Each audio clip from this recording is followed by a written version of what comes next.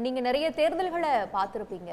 முதல்ல இப்போ இந்த இவிஎம் மெஷின் வந்ததுக்கு அப்புறம் பதிவாகக்கூடிய தேர்தல்கள்ல ஆளும் கட்சியாக இருக்கக்கூடிய கட்சி வந்து தேர்தல் ஆணையத்தின் நடைமுறைக்கு எப்போதுமே ஆதரவா இருக்கிறத பார்க்குறோம். எதிர்கட்சிகள் பல முறை பல இடங்கள்ல இந்த தேர்தல் முறைகேடாக நடந்திருக்கிறது அப்படிங்கிறது சொல்றது வழக்கமா இருக்கிறது. இது அந்த ஒரு பார்வையில பார்க்கணுமா, இல்ல ராகுல் காந்தி அவர்கள் எங்கிட்ட சரியான ஆதாரம் இருக்குது, அதை வெளியிட்டேன்னா அணுகுண்டை போல வெடிக்கும், ஒரு பெரிய அதிர்வலையை ஏற்படுத்தும் அப்படிங்கறத சொல்றாரு.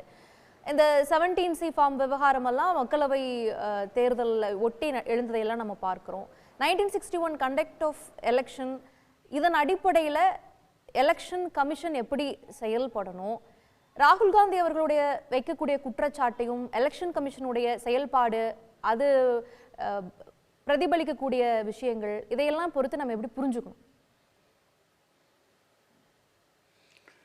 ராகுல் காந்தி வைக்கிற குற்றச்சாட்டுக்கு பின்னணி என்னங்கிறத முதல்ல சொல்லிடுறேன். ராகுல் காந்தி இதை சொல்கிறதுக்கு ஒரு வருஷம் இருக்குது. அதாவது 2024 எலெக்ஷன் முடிஞ்ச உடனே நாங்கள் ஒரு குழு உருவாக்கி எக்ஸ்பர்ட் குழு உருவாக்கி ஒரு ரிப்போர்ட் சப்மிட் பண்ணோம் ஜூலையில். ஓட் ஃபார் டெமோக்ரஸின்ட்டு ஒரு குழு, பாம்பே பேஸ்ட், வேறு நிறைய எக்ஸ்பர்ட்ஸ் எல்லாம் உண்டு. டீட்டெயில் அனாலிசிஸ் பண்ணோம், ஸ்டாட்டிஸ்டிக்கல் அனாலிசிஸ். எலெக்ஷன் கமிஷன் கொடுத்த நம்பர்ஸை வச்சே பண்ணோம், எலெக்ஷன் கமிஷன் உள்ள வெப்சைட்டை வச்சே பண்ணோம். ஒன்றும் வெளியே இருந்து இன்ஃபர்மேஷன் எடுக்கல.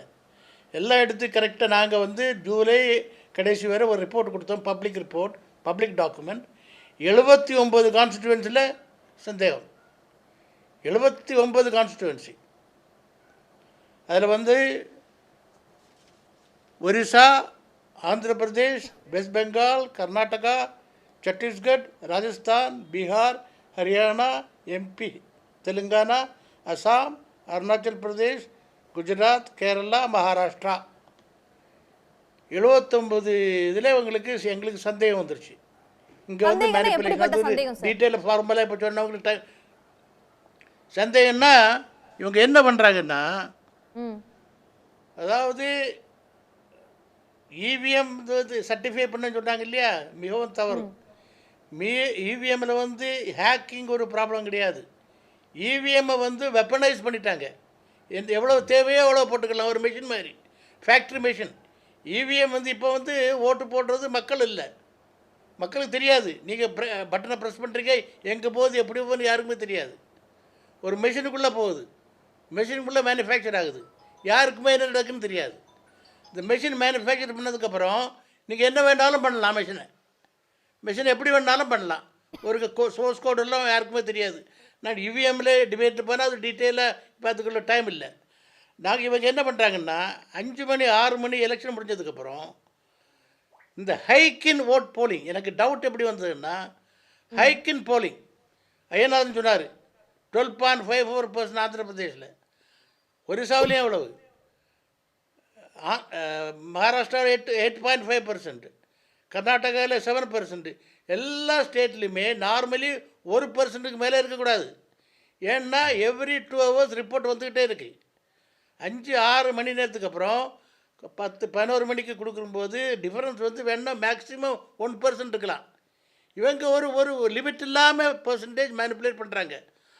அதில் என்ன பண்ணுறாங்கன்னா பர்சன்டேஜாக கொடுக்குறாங்க. அவங்களுக்கு ரிப்போர்ட் வர்றது அப்சல்யூட் நம்பர்ஸில் வருது. 2,03,3053 ஓட்டு வந்ததுன்னு வருதும். இவங்க அதை பர்சன்டேஜாக கொடுக்குறாங்க மேனிப்புலேட் பண்ணுறதுக்காக. 2024 எலெக்ஷனில் இவங்க வந்து 11 நாளைக்கு இன்ஃபர்மேஷனே கொடுக்கல. எனிவே நாங்கள் அதில் அந்த டவுட்டில் வரும்போது தான் நாங்கள் அனலைஸ் பண்ண ஆரம்பிக்கும்போது 79 கான்ஸ்டிட்யூன்சியில் டவுட் வருது. அதில் ஒரு ஃபார்முலா வச்சுருந்தோம், ஃபார்முலா வச்சு தான் இது கொண்டு வந்தோம். இதை நாங்கள் வந்து ரிப்போர்ட் பப்ளிஷ் பண்ணி எலெக்ஷன் கமிஷனுக்கு அனுப்புகிறோம். கொரிஸ் போட்டு அட்வொகேட் நோட்டீஸ், லீகல் நோட்டீஸ் போட்டு அனுப்புகிறோம். அவங்க ரெக்கக்னைஸ் பண்ணலை. இப்போ இதுக்கு பின்னணி என்னங்கன்னா, நான் எலெக்ஷன் கமிஷனோட 2004 கான்ட்ராக்டில் இருந்துக்கிட்டு இருக்கேன். 2011 உங்களுக்கெல்லாம் தெரியாது, 2010-11 நாங்கள் தமிழ்நாட்டில் நிறைய ஆக்டிவாக இருந்தோம்.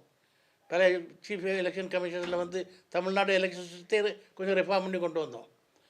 அதுக்கப்புறம் ஆனால் 2017 வரை எலெக்ஷன் கமிஷன் நல்லா தான் செயல்பட்டு இருந்தது. 2017 இருந்து எலெக்ஷன் கமிஷன் கம்ப்ளீட்டாக ஒரு seal எலெக்ஷன் பண்ண மாதிரி, கமிஷன் என்ன சொல்றாங்கன்னா ஒரு சீக்ரெட்டிவ் ஆர்கனைசேஷன் மாதிரி ஆயிட்டு. அந்த வேரியேஷன்ஸ் இருக்குல்ல, கடைசி நேரத்துல அந்த பெர்சன்டேஜ் வந்து ஒரு ஒரு ஒரு ஹீப் வருது அப்படின்னா அது வந்து இந்த மாக் போலிங் நடந்திருக்கும், அதை எலிமினேட் பண்ண மறந்துருப்பாங்க, போஸ்டல் ஓட்ஸ் இதெல்லாம் சேர்ந்து இந்த இதெல்லாம் ஒரு தப்பு. மார்க் வேறுபாடு போலிங் எல்லாம் இருக்கு. 50 மார்க் போலிங் எல்லாம் 50 ஓட்டு தான். அதாவது அதான் 1%. அந்த 1% கொடுத்துருக்கேன் பார்த்தீங்களா, அந்த 1% வேரியேஷன் இருக்கலாம், அதுக்குள்ளே மார்க் போல்லாம் வந்துடும். அதெல்லாம் பழைய காலத்து கதை. இதில் வந்து கிளியராக நாங்கள் வந்து கேட்கும்போது ஒரு கேள்வி கேட்டால் எலெக்ஷன் கமிஷனுக்கு பதில் சொல்கிறோம். இந்த ரிப்போர்ட் போனதுக்கப்புறம் தான் எல்லா காங்கிரஸ் பார்ட்டி இதை டீட்டெயிலாக எக்ஸாமின் பண்ணி அனலைஸ் பண்ணி இப்போ ஒரு ஒரு ஒரு கான்ஸ்டிடியூஷனில் கொண்டு வந்து சர்வைன் பண்ணியிருக்காங்க. அவர் என்ன டீட்டெயில் என்ன சொல்ல போடுறாங்கிறது நம்ம வெயிட் பண்ணுவோம். ஆனால் இதுக்கு கம்ப்ளீட் பின்னணி பேக்ரவுண்ட் எல்லாமே ரிப்போர்ட் எல்லாமே உருவாக்கி கொடுத்தது நாங்கள் தான். இதில் நான் என்ன சொல்ல வரேன்னா, முதல் கருத்தாக இதை சொல்லி முடிச்சிடுறேன். எலெக்ஷன் சிஸ்டத்தில் 2 மேஜர் பார்ட் உண்டு. ஒன்று வந்து மெஷின் பார்ட், ஒன்று வந்து எலக்ட்ரல் ரோல். மெஷின் பார்ட் வந்து அதில் ஒன்று வந்து மைக்ரோசிப். மைக்ரோ ப்ராசஸரில் தான் மெமரி ரெஜிஸ்டர் ஆகுது. யார் எங்கே பண்ணுறான்னு யாருக்குமே தெரியாது. சோர்ஸ் கோடுன்னு யாருக்குமே தெரியாது. அது இல்லாமல் நீங்கள் மைக்ரோசிப்பை எக்ஸாமினே பண்ண முடியாது. Number 1. Number 2, simple loading unit. அதில் இருந்தால் எலெக்ஷன் கமிஷன் வெப்சைட்லேருந்து டவுன்லோட் பண்ணி அந்த பேரும் சிம்பிளும் லோடு பண்ணுறாங்க. அது எல்லார் கையிலும் ஒரு மெஷின் மாதிரி ஒரு கையில் வச்சுட்டு எல்லோரும் சுற்றுறாங்க. அது என்ன பண்ணுறாங்க, அதுக்கு ஒரு டிசிப்ளின் கிடையாது, ஒரு ரெகுலேஷன் கிடையாது, ஒன்றும் கிடையாது. அப்புறம் வந்து இதை சரி பண்ணுறதுக்காக இவிஎம்மில் சுப்பிரமணிய சாமிக்கு கேஸ் வந்ததுனால அதை சரி பண்ணுறதுனால விவிபேட்னு கொண்டு வந்தாங்க. VVPAT, voter verifiable paper audit trail. அந்த பேப்பரை 30% கவுண்ட் பண்ணியிருந்தானே பிரச்சனையே முடிஞ்சிருக்கும். நான் தான் சுப்ரீம் கோர்ட்டில் போனேன் 2018. டாப் ஸ்டாட்டிஸ்டிக்கல் எக்ஸ்பர்ட்ஸே ஒப்பீனியன் எடுத்துகிட்டு போனால் 30% நீங்கள் பண்ணுங்கள். அதாவது தமிழ்நாடு மாதிரி ஒரு இதில் 250-300 கான்ஸ்டியூன்சி இருக்குது, பூத் இருக்குது. குறைஞ்சது 90 பூத்ஸாவது பண்ணணும். எலெக்ஷன் கமிஷன் பண்ணது ஒரு பூத்து. நாங்கள் ஃபுல் ஆர்குமெண்ட் வச்சோம். எலெக்ஷன் கமிஷன் பொய் சாட்சி சொன்னாங்க, ஃபால்ஸ் அஃபிடாவிட் ஃபைல் பண்ணாங்க. திருப்பி சொல்கிறேன், ஃபால்ஸ் அஃபிடாவிட் சுப்ரீம் கோர்ட்டில் ஃபைல் பண்ணி சுப்ரீம் கோர்ட்டு சொன்னாங்க, ஓ எலெக்ஷன் கமிஷனும் கான்ஸ்டிடியூஷனல் பாடி தானே, அவங்க சொன்னது தானே சரியா இருக்கும், தேவசாயம் சொன்னது சரியா இருக்காது. இல்ல நான் சொல்றேன், வாக்குச்சாவடிகள்ல கான்ஸ்டிட்யூன்சிஸ்ல தான் நடக்குதா? இப்ப எதிர்க்கட்சிகள் வென்று இருக்கக்கூடிய கான்ஸ்டிட்யூன்சிஸ்ல அவங்களுக்கு வாக்கு வந்த இதுல எல்லாம் இது மாதிரி நடந்திருக்காதா என்ன? நல்ல கொஸ்டின். இந்தியா எலெக்ஷன் சிஸ்டம் வந்து ஃபர்ஸ்ட் பாஸ்ட் த போஸ்ட்.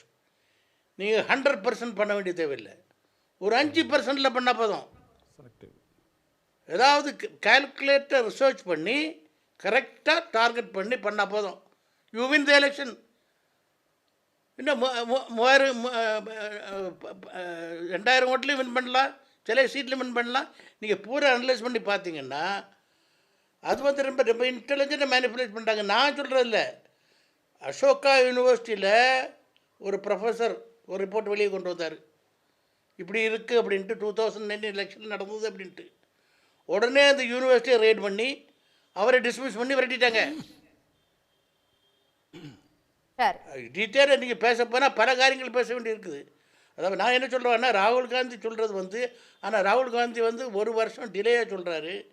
இவங்க என்ன எப்படி அனலைஸ் பண்ணுறாங்கன்னு தெரியல. பட் ஃபேக்ட் என்னென்னா, எலெக்ஷன் கமிஷனை டிஃபெண்ட் பண்ணுறதுக்காக வேண்டிய நாங்கள் தான் ஒரு குரூப்பெல்லாம் ஃபார்ம் பண்ணோம்.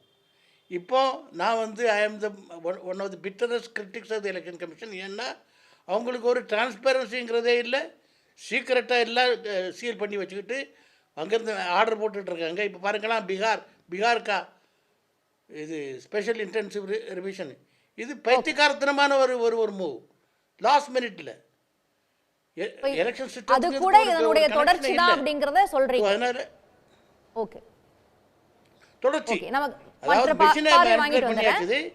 இல்ல ஒரு நிமிஷம் மெஷினை மேனிபுலேட் பண்ணியாச்சு. என்ன வேணாலும் நீங்கள் மேனுஃபேக்சர் பண்ணலாம். இப்போ ரா மெட்டீரியல் எலக்ட்ரல் ரோல் வந்து ரா மெட்டீரியல், அதை தயார் பண்ணுறாங்க. அதான் அவ்வளோதான் வித்தியாசம். உடனுக்குடன் செய்திகளை தெரிந்து கொள்ள சன் நியூஸ் பெல் ஐகானை கிளிக் பண்ணுங்க.